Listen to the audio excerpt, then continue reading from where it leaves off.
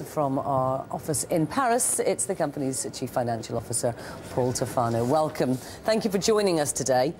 Now, behind these very strong profits was strong demand from the US, in particular in the third quarter.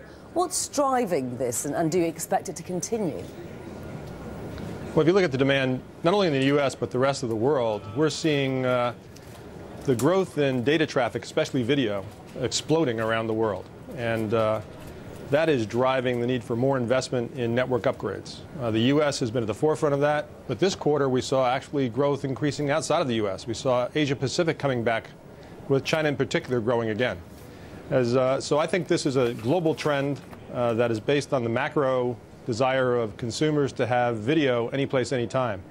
And broadband is going to be a key for quite some time to come. Now, how is Alcatel doing? You talked about China there, but what about in that race for network equipment contracts with Chinese companies like ZTE and Huawei? How confident are you in those markets?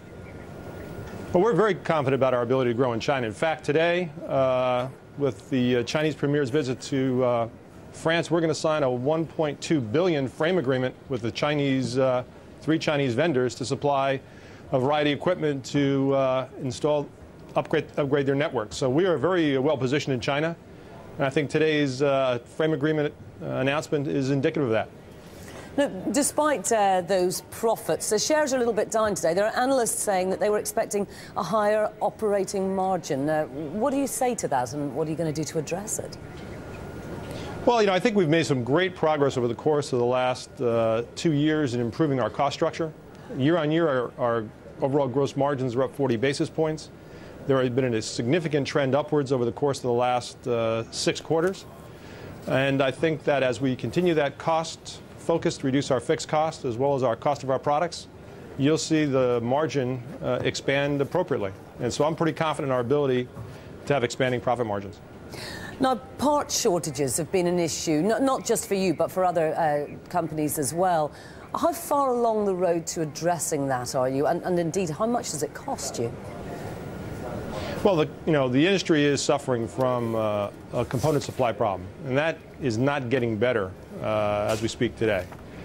But I think we've done a pretty good job internally of working with our suppliers, working on our internal processes to be able to maneuver around some of these component issues. We saw very strong revenue growth this quarter, almost 11%, and I think that's indicative of our ability to maneuver around some of these component issues.